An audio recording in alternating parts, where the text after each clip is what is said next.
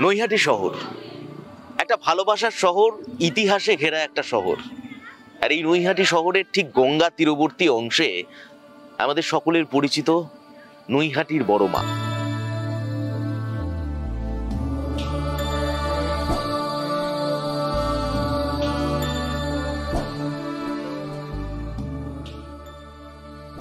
নৈহাটি বড় মা মানেই হচ্ছে ধর্ম হোক যার যার, বড় মা সবার।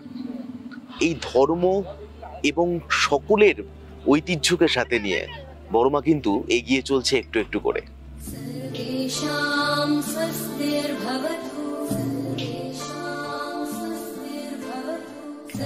কি বলছে বড় মার কর্মকর্তারা? এত ব্যাপ্তি, এত প্রসার বড় মার কাছে কিভাবে পৌঁছচ্ছে? কেন বাড়লো তার এত ব্যাপ্তি? কিভাবে হলো তার পরিচিতি? চলুন দেখে নিই।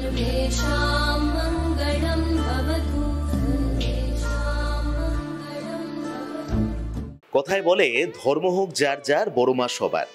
আর বড় মা সকলের, এই বড় মার যে মাহাত্ম্য, সেই মাহাত্ম্যকে প্রকাশ করার জন্য আর আলাদা করে তার ব্যাপ্তির দরকার পড়ে না। বিশ্ব ব্রহ্মাণ্ড পেরিয়ে প্রচুর মানুষ আসেন বড় মার কাছে প্রত্যেকটি বছর। আর আর কদিন বাদেই আলোর উৎসব, শক্তির আরাধনায় মত্ত মানুষ। বড় মার যে মাহাত্ম্য, যে স্পেশাল পাওয়ার, সেই বিষয়টা সম্পর্কে আরো বিশদে যিনি বলতে পারেন, যিনি বলেন, তার মুখোমুখি আজকে আমরা একটা স্পেশাল পডকাস্টে আপনাদেরকে স্বাগত জানাই। আমি সম্রাট, আর আমার মুখোমুখি রয়েছেন নৈহাটি বড়কালী সমিতির সম্পাদক তাপস ভট্টাচার্য। নামটাই যথেষ্ট। তাপসদা, অনেক অনেক স্বাগত। নমস্কার। তাপসদা, প্রথম একটাই বিষয় জানতে চাই, সেটা হচ্ছে যে এই যে ধর্ম হোক যার যার, বড় মা সবার, বড় মা সকলের, বড় মার একটা অলৌকিক মাহাত্ম্য রয়েছে। এই মাহাত্ম্যটা কিছু জিনিস আমি শুনতে চাই তোমার কাছে। দেখুন, বড় মা, আজকে তো বড় মা হলো বড় কালী থেকে, আগে ছিল বড় কালী। বড় পুজো হতো, মায়ের হাইট বড়, মায়ের উচ্চতা বড়, মায়ের চেহারা বড়, সেজন্য বড় কালী বলা হতো। এর মধ্যে একটা আলাদা, তখন একটা আলাদা আবেগ যে বড় একটা কালী দেখতে আসবো, দেখে এসে চলে যাব। কিন্তু আস্তে আস্তে যখন মায়ের মাহাত্ম্য মা নিজে প্রচার করতে শুরু করলো, তখন হয়ে গেল বড় মা। সেটা 2012 সালের পর থেকে যখন আমরা মাকে হাতে নিলাম। 2014 পরে পুরোপুরি বড় মা হলো এবং আমরা মায়ের একটা মন্দির করলাম। সেখানে আমাদের ট্যাগ লাইন হলো ধর্ম হোক যার যার, বড় মা সবার। আমি এখানে একটাই কারণে এটা করেছি, এখানে কোনো রকম কোনো কিছুর বাধা নেই, কোনো জাতের বাধা নেই, কোনো মানুষের বাধা নেই। অনেক রাজনৈতিক দল বা অনেক সম্প্রদায় যারা ঠাকুরকে মানে না, তারাও কিন্তু বড় মার কাছে এসে পুজো দেয়, শুধু ওই আমাদের ট্যাগ লাইনের জন্য যে ধর্ম হোক যার যার, বড় মা সবার। দেখি না গিয়ে কি হয়। এরকম প্রচুর মুসলিম, খ্রিস্টান আমাদের কাছে পুজো দেয়, যারা আসে এখানে এবং তারা ফলও পাচ্ছে। আর মাহাত্ম্য তো আমি বোঝাবো না, যিনি এই 4 দিন যখন পুজো হবে মায়ের কাছে হাত জোর করে চাইবে, তিনি মাহাত্ম্য পেয়ে যাবে। এরকম তো আগে অনেকবার আমি বলেছি, এখনও বলছি, আমার মা এই 4 দিন আসে শুধুমাত্র পৃথিবীতে যারা খুব প্রবলেমে পড়ে আছে, অসুবিধায় আছে এবং যারা সুখী আছে, তারাও মায়ের কাছে আসবে, মায়ের কাছে চাইবে। মা তাদের জন্য হাত খুলে রেখে দিয়েছে, তাই দেবে। ঠিকভাবে চাইতে পারলে নিশ্চয়ই দেবে। এই যে লক্ষ লক্ষ মায়ের কাছে পুজোর পড়ছে, এত মানুষ মানত করছে, ডন্ডি কাটছে, এর ফলপ্রসূত তারা পাচ্ছে, তারা আবার ফিরে আসছে মায়ের কাছে। এরকম কোনো একটা ঘটনা যেটা তোমাকে এখনো পর্যন্ত ভাবায়, এই ধরনের কোনো একটা ঘটনা যদি আমাদের সামনে একটু শেয়ার করো, আমাদেরকে বলো যদি। দেখুন, আমি প্রথমেই বলি, আমি ভট্টাচার্য ফ্যামিলির ছেলে, কিন্তু এই ঠাকুর আমি যখন 2011 সালের আগে এই ভগবান এসব নিয়ে অতটা আমি চিন্তিত ছিলাম না। আমি নিজের পড়াশুনো বা নিজের ফ্যামিলি, তারপরে হচ্ছে আমার ব্যবসা নিয়ে আমি মেতে থাকতাম। তখন আমি এরকম 2011 সালের পরে যখন আমি মায়ের এই ঘরটা আমার মাথায় এলো, সেটা একটা কারণবশত এসছে, এটা আমার প্রাপ্তি, আমি কারোর কাছে জোর করে নিইনি। এই প্রাপ্তিটা একটু অন্যরকম। এই যে পুজোটা, এই পুজোটার নাম ছিল আগে ভবেশ কালী, তারপরে হলো বড় কালী, তারপরে হলো বড় মা। এই ভবেশ কালী মানে ভবেশ চক্রবর্তী মহাশয়, যে স্বর্গীয়, এটা ওনার বাড়ির পুজো এবং সেটা ওনার বন্ধুরা মিলে ওনার বাড়িতে পুজো হতো, ছোট করে রক্ষাকালী হিসেবে পুজো হতো, ছোট মূর্তি হিসেবে। এবং তখন ওনারা তা ওনার বন্ধুরা একবার শান্তিপুর গেছিল, এমন 100 বছর আগেকার ঘটনা বলছি। শান্তিপুরে গিয়ে ওনারা সব বড় বড়, ওখানে দেখেছে রাসে যখন বড় বড় মূর্তি হয়, বিভিন্ন ঠাকুরের মূর্তি হয়, সেরকম ওনারা মূর্তি দেখেছে। দেখার পরে ভবেশ চক্রবর্তী মহাশয় মনে হয়েছে আমার মাকে আমি একটু বড় করে যদি পুজো করাই, যে একটু বড় হোক নৈহাটির পুজো, বড় হাইটের হোক। এবং তখন তিনি উচ্চতা 21 ফুট এবং মানুষের হাতে 14 হাতের উচ্চতায় উনি ঠাকুর বানিয়ে পুজো করা শুরু করলেন। এবং তখন ওই হাইটের পুজোর ঠাকুর মানুষ কাঁধে করে নিয়ে গিয়ে ভাসান দিত। সেটা পরবর্তীকালে হয়নি, তারপরেই আমাদের কাঠামো হয়েছে যেটা টেনে নিয়ে যাওয়া হয় মাকে। এবার উনি ওই পুজো শুরু করলো। তারপরে ওনার বাড়ির ফ্যামিলি ট্র্যাডিশনে ওনার ছেলের হাতে পুজো এলো। তারপরে সেক্রেটারি হলো অমলেশ চক্রবর্তী, ওনার ছেলে, যাকে নৈহাটির মানুষ বোকাদা বলে চেনে। তা উনি পুজো শুরু করলো এবং আমি এখানে এই জায়গাতেই আমি আড্ডা মারতাম, এখানে আমার আড্ডার স্থল ছিল, আমরা সব এখানে এসে আড্ডা মারতাম, মায়ের পুজোতে থাকতাম। সেরকমভাবে মায়ের পুজোতে জড়িত ছিলাম না। তা আমি তো জড়িয়ে গেলাম, আমাকে ডাকা হলো, যেমন ব্রাহ্মণগড়ের ছেলে, আমার কিছু হয়তো সংস্কারও ছিল, আমি জানি না আগের জন্মে কোনো ভালো কাজ করেছিলাম বলে এই সংস্কারকে তো আমি বলতে পারবো না। আমাকে ডাকা হলো এবং আমি পুজোর সঙ্গে জড়িয়ে গেলাম। 2011 সালে আমি খুব ঘুরতে ভালোবাসতাম, এখন তো আর হয় না, এখন মানুষের সেবা এবং এই করতে গিয়ে আমার আর ঘুরতে যাওয়া হয় না। আমি অমরনাথ 7 বার গেছি, দুর্গম জায়গায় 7 বার গেছি। সেইবার আমার সঙ্গে উনি গেল এবং ওখানে গিয়ে উনি এক্সপায়ার করে গেল, মারা গেলেন। এবং মারা যাওয়ার পরে এবং নৈহাটিতে ওনার বডিটাকে নিয়ে এলাম। ওনার ফ্যামিলির লোক এবং আদার্স যারা ছিল আমার বন্ধু বান্ধব, নৈহাটির মানুষ, আমাদের চেয়ারম্যান, এখন যিনি চেয়ারম্যান অশোক চট্টোপাধ্যায় মহাশয়, আদার্স সবাই বললো তুই তাহলে দায়িত্বটা নে। আমি তখন আমার মাথায় বললাম এত বড় দায়িত্ব আমার কাঁধে। দেখুন ওনারা তো 90 বছর চালিয়ে এসছে, পুজোটা অনেক বড় ছিল, 4 দিন পুজো হতো, অনেক বড় পুজো হতো। তখনও মানুষ এসে মানুষের বড় মায়ের কাছে পেত, কিন্তু সে ব্যক্তিটা ছিল না, প্রচারটা ছিল না। যে প্রচারটা আমরা পাওয়ার পরে, আমাদের ছেলেপিলেরা পাওয়ার পরে যে প্রচারটা শুরু হলো এবং কিছু তখন তারপর থেকে সোশ্যাল মিডিয়া খুব অ্যাক্টিভ হলো, আপনাদের মতন কিছু চ্যানেল আসা শুরু হলো এবং আপনাদের মাধ্যমে সারা পৃথিবীর মানুষ বড় মার প্রচারটা পেয়ে গেল। সেরকম এখন বড় মার পুজো দেখবেন শুধু নৈহাটিতে না, বড় মার পুজো আপনি খবর পাবেন শিলিগুড়িতে বড় মার পুজো হচ্ছে, কলকাতা কলেজ স্ট্রিটে বড় মার পুজো হচ্ছে, বড়নগরে বড় মার পুজো হচ্ছে, বেলগড়িয়া বড় মার পুজো হচ্ছে।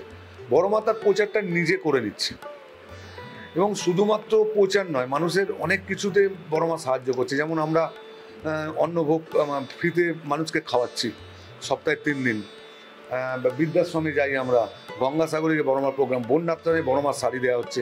এবারে দুর্গাপুজোয় আমি 25,000 শাড়ি সকল মানুষকে দিয়েছি, নৈহাটি আশেপাশে পশ্চিমবঙ্গ জুড়ে 25,000 শাড়ি আমি দিয়েছি। আর আপনি মিরাকেল ঘটনা যেটা বললেন, সেরকম মিরাকেল ঘটনা তো অনেক। দেখুন, প্রথম মিরাকেল ঘটনা বলি আমার জীবনে। একদিন আমি অফিস ঘরে, আমাদের একটা ছোট অফিস ঘর ছিল, তখন বসে আছি, হঠাৎ করে 2জন মহিলা আমার কাছে এলো, যে খুব কান্নাকাটি বলে আর কি বলবো, বললো আমার ছেলের বিয়ে হয়েছে 5-7 বছর, কোনো বাচ্চা কাচ্চা হচ্ছে না। দেখুন, ডাক্তারের জায়গা ডাক্তারের কাছে, উনি চিকিৎসাও করাচ্ছে। আমি তখন বললাম আপনি চিকিৎসা করাচ্ছেন? বলছেন আমি চিকিৎসা করাচ্ছি, অনেক ডাক্তার দেখিয়েছি, কিন্তু কিচ্ছু হয়নি।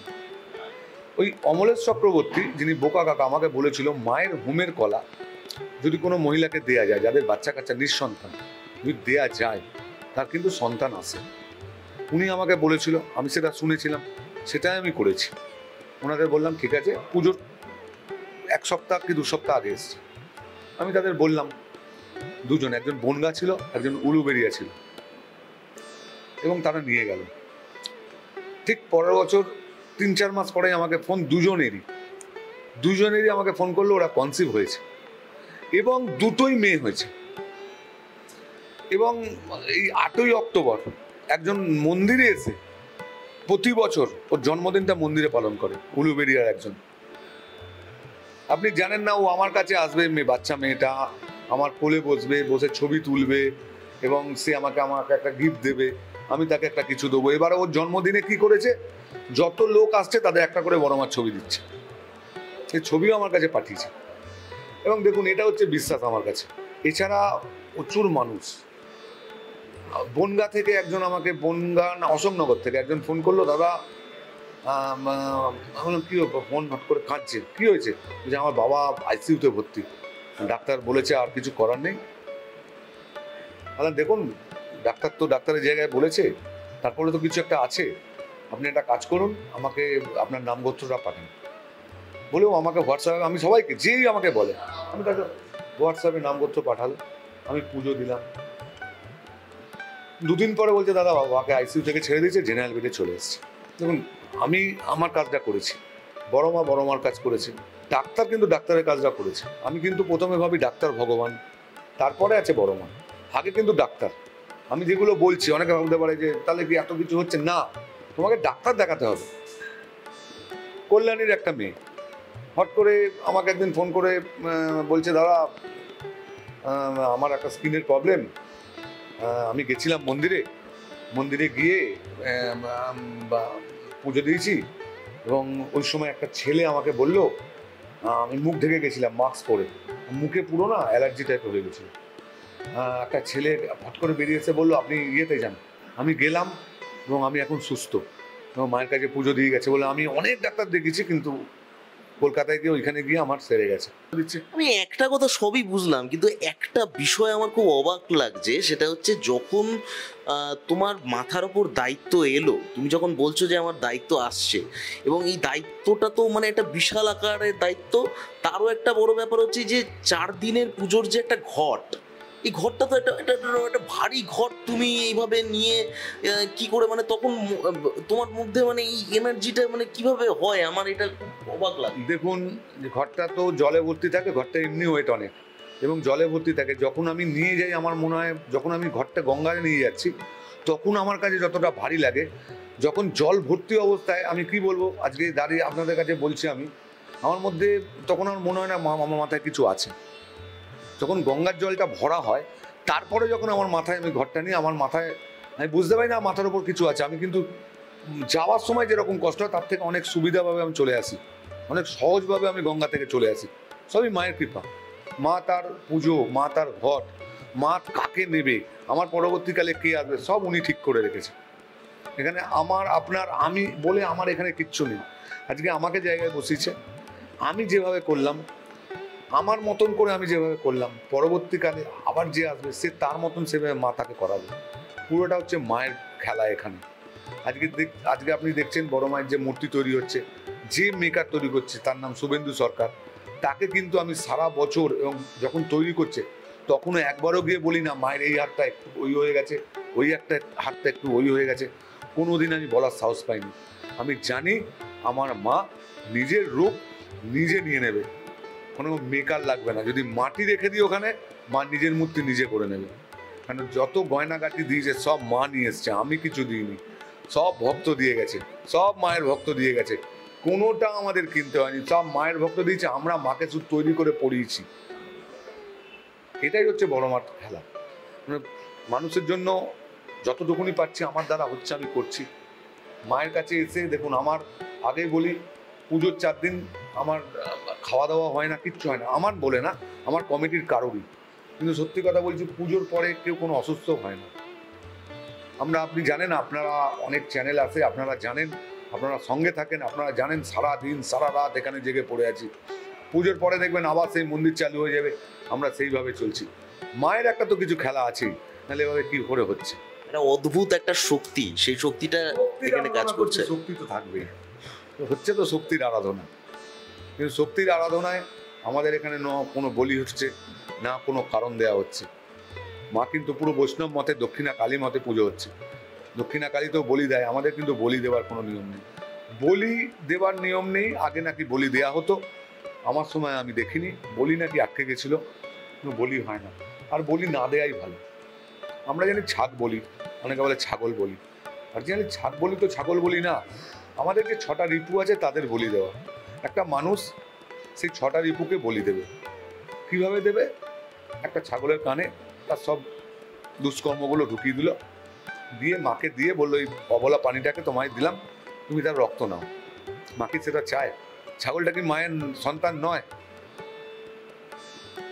এক বছর আমাদের মণ্ডপে একটা কুকুর ঢুকে গেছিল, অনেকে অনেক কথা বলেছিল, মানে বামা খাবার পাশে কে ছিল? তা মায়ের কাছে তার সন্তান তো আমরা, ওরাও। মা তো জগতের, তার সন্তান যাবে না, ইঁদুর ঘুরবে, সাপ ঘুরবে, বিছে ঘুরবে, তো সন্তান মায়ের, মা তৈরি করেছে, আমরা তাকে মারবো কেন, আমরা তাকে তাড়াবো কেন? মা বুঝে নেবে। হ্যাঁ, যাতে কোনো অনিষ্ট না করে তার জন্য বেড়া দেওয়া, আর কিছুই না। গঙ্গাসাগরের মতন জায়গায় ওরকম করে দেওয়া। আমি অনেক আগে গেছি, বহুদিন ধরে গঙ্গাসাগর, 15 বছর ধরে গঙ্গাসাগর, এই 7-8 বছর মমতা ব্যানার্জি যা করে দিয়েছে অবাক করা। উনি তো আমার মুখ্যমন্ত্রী, আমাকে ওনার সম্বন্ধে বলতেই হবে। আমি কোনো রাজনৈতিক, আপনার এখানেও তো এসেছিলেন এই এখানে তো বলছি আমি, উনি আমাদের মুখ্যমন্ত্রী, ওনার সম্বন্ধে আমাকে বলতে হবে, যেখানে আমার মুখ্যমন্ত্রী, ওনার সম্বন্ধে বলতে হবে। উনি যা ওখানে করে দিয়েছে ওখানকার মানুষ জানে। আর আমি প্রতি বছর যাই ওখানে, গিয়ে আমি মানুষকে নিজের হাতে করে খাওয়াই। আর আমাদের মন্দিরে উনি এলেন, এসে তো পুলিশের ফাঁড়ি করে দিলেন, আমার মাথা থেকে 50% বোঝা কমিয়ে দিয়েছে। গঙ্গার ঘাটটা ছিল মেচুয়া বাজার, করে দিল বড়মার ঘাট। এখন আমি ওটাকে সাজিয়েছি, আমরা বড়মা মন্দির থেকে পৌরসভা ওটাকে সাজিয়েছে। তুমি পরে দেখতেও পারবে গিয়ে কীভাবে সাজানো হয়েছে। উনি যে দুটো কাজ করে দিয়ে গেছে, আমার কাছে আমার 50% বোঝা কমে গেছে, কারণ এত মানুষের ভিড় আমাদের দ্বারা হতো না। উনি যে কী বুদ্ধি করে গেছে এটা উনিই জানে। ওনার থার্ড সেন্স কাজ করেছে এখানে, বিশাল কাজ, যেখানে একটা ফাঁড়ির দরকার আছে। আজকে লক্ষ লক্ষ মানুষ, আজকের দিনে 20 থেকে 30 হাজার লোক এসছে। আজকের দিনে পুজোয় কী হবে সেটাও পুরোপুরি প্রশাসন বুঝবে। এবং আমাদের এখানে যে খাওয়ানো হয় সেটা নিয়ে তুমি বললে, আমাদের এখানে এখন সোম, বুধ, শুক্র দুপুরবেলায় কুপনের মাধ্যমে খাওয়ানো হচ্ছে। কুপনটা মানে ফ্রি কুপন, যারা পাবে তারাই খাবে। এটা অনেক বড় বিশাল ব্যাপার। হ্যাঁ, 700 থেকে 800 লোক খাচ্ছে। এবং সকাল 10টা থেকে কুপন দেওয়া হচ্ছে। সেই কুপন যারা বাইরে থেকে প্রচুর লোক আসছে তারা কালেক্ট করছে। 12:30টার সময় মায়ের ভোগ দেওয়া হয়। তারপরে সেই ভোগ আমাদের আসল ভোগের সঙ্গে মিশিয়ে মানুষকে দেওয়া হচ্ছে। এবং প্রচুর বাইরে থেকে মানুষ এই ভোগ খেতে আসছে। নৈহাটির মানুষ তো আছেই। নৈহাটির মানুষ এই কিছু অসুবিধা হয় নৈহাটির মানুষের, মানে এত লোক আসছে, রাস্তা দিয়ে যাচ্ছে, কারো বাড়ির তলায় দাঁড়াচ্ছে।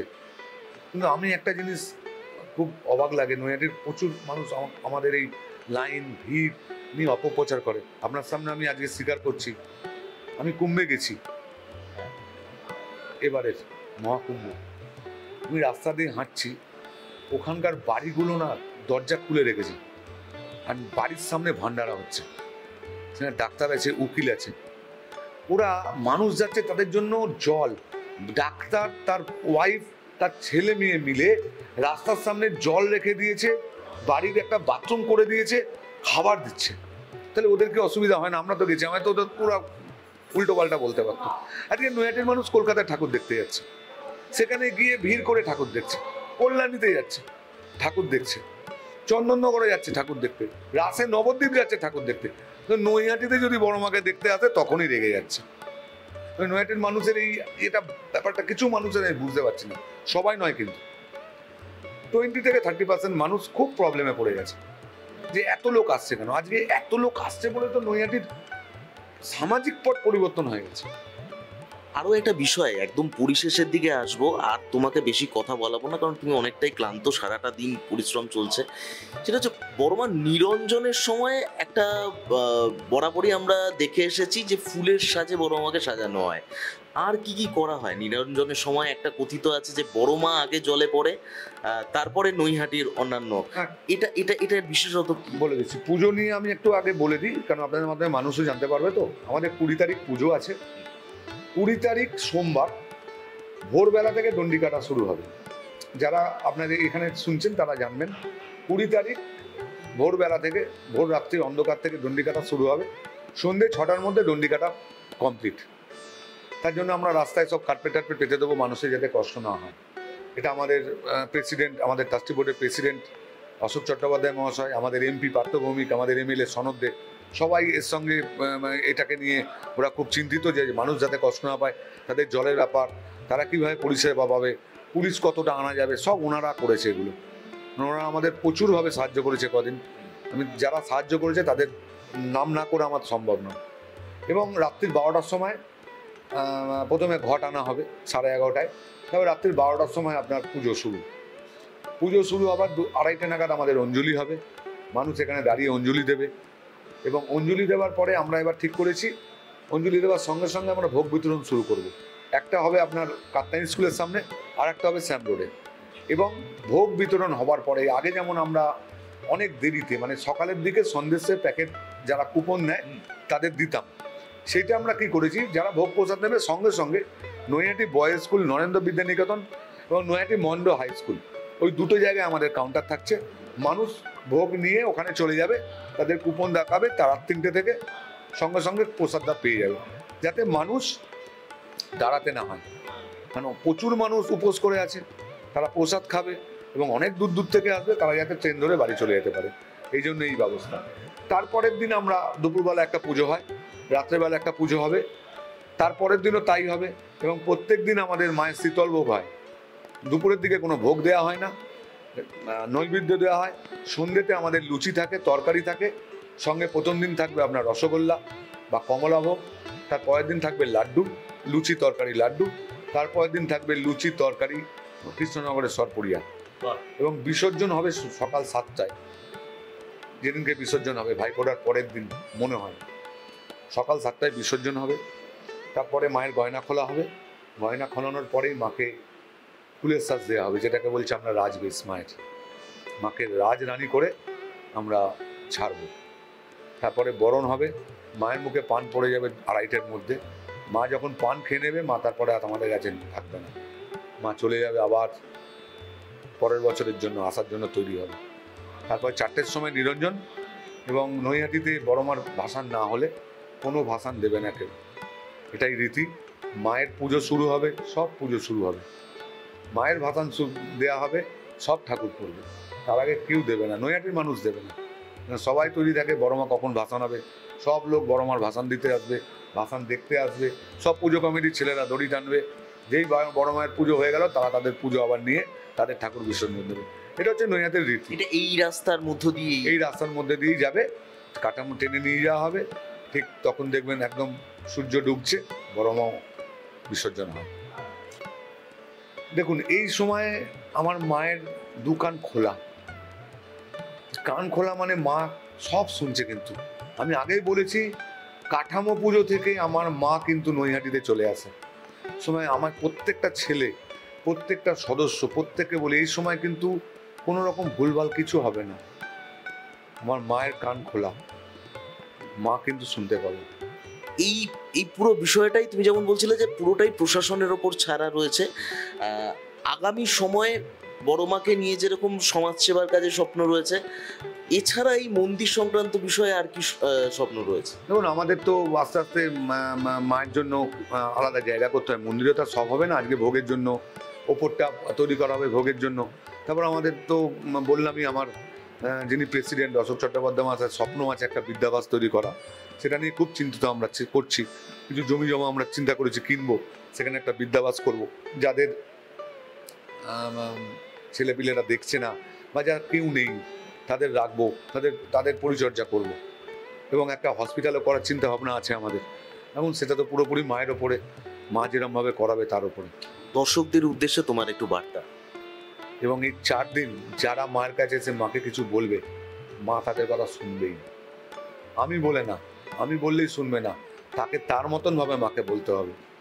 তারও মা, আমারও মা, সবার মা। এই জন্য ধর্ম হোক যার যার, বড় মা সবার, বড় মা কিন্তু সবার।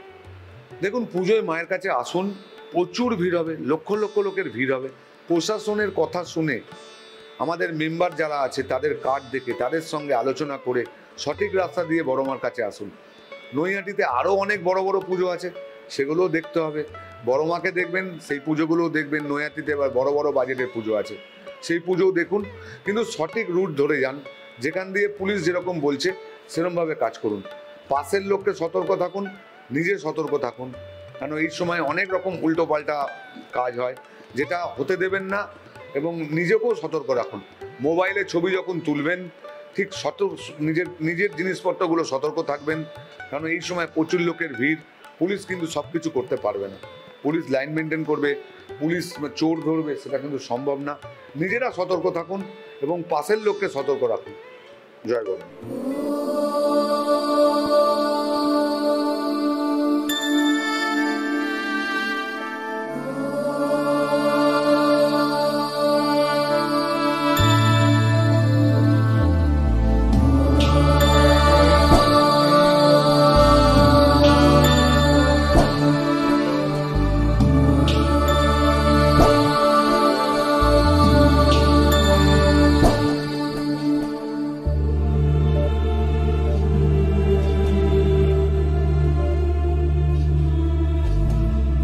सर्वेषां स्वस्तिर्भवतु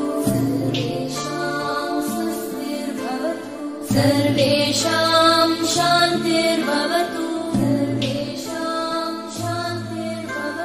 सर्वेषां पूर्णं भवतु। এভাবেই সমাপ্তি ঘটলো, মানে বিসর্জন হলো এবছরের মতন বড় মায়ের। আর শুনলেন তো বড় মায়ের কাহিনী, বড় মায়ের এই যে ব্যাপ্তির কাহিনী, আর এই ব্যাপ্তির কাহিনীটাকেই আপনাদের সামনে আমরা তুলে ধরতে চেয়েছি একটু অন্যভাবে। কত মানুষ, কত পরিজন, পরিবার, দেশ বিদেশ থেকে সবকিছু মিলিয়ে আমরা কিন্তু আন্তরিকতার সাথে এই বড় মায়ের সাথে জুড়ে রয়েছে। একটা অন্যরকমের অনুভূতি তৈরি হয় নৈহাটিবাসীর মনে। কিন্তু অনেকে আছেন তারা বিতর্কিত জায়গায় নিয়ে যেতে চান, বিতর্কিতভাবে রাখতে ভালোবাসেন। কিন্তু সর্বোপরি একটা কথা বলি, বিতর্কের মাঝেও অনেক কিছু হারিয়ে যায়। কারণ যেখানে ভালোবাসা থাকে, যেখানে আবেগ থাকে, যেখানে মানুষের জন্য সেবা থাকে, এই সব কিছু যখন মিলেমিশে একাকার হয়ে যায় তখন কিন্তু ভালোবাসাটা একটা অন্য মাত্রায় পৌঁছে যায়। আর বড় মা সেটাই তৈরি হয়েছে। ভালোবাসা, বড় মা শুধুমাত্র একটা ধর্মের জায়গা নয়, যেটা এই আলোচনাতে বোঝা গেল। যেটা বোঝা গেল যে বড় মা হলো একটা আবেগের জায়গা, যে আবেগ ধর্ম মানে না, যে আবেগ মানুষের পরিষেবার জন্য ব্যস্ত, যে আবেগকে কেন্দ্র করে অনেকের রুটি রুজির জায়গা তৈরি হয়েছে।